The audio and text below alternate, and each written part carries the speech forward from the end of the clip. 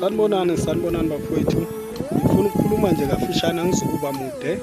Ngifuna nje ukuthi ngithi kini indaba yephupho iyinto ekhona, into esebenzayo. Iphupho uma lifike kuwe lindlula umprofethi oprofethile, oprofethe izindaba zakho. Iphupho bantwana bakwethu liyisibani esikhanyisa impilo yomuntu. Iphupho malilihle kanjalo uyavuka ngaso leso sikhathi ubonge. Iphupho malilibi kanjalo uyavuka ngaleso sikhathi ulinqande kanjani na ukuthi uthandaze ukuthi lokhu okubonile okubi okuza kabe empilweni yakho kushabalale.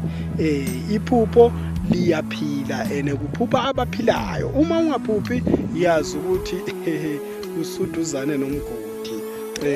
Usuduzane nomgodi, kungenzeka nje ukuthi ushone. Kuyingozi ukungaphuphi. Umuntu phuphani.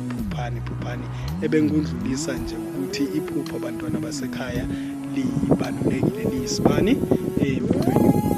Iphupho lendlula umprofethi okwazisa inkinga zakho. Bengifuna nje ukusho ukuthi iphupho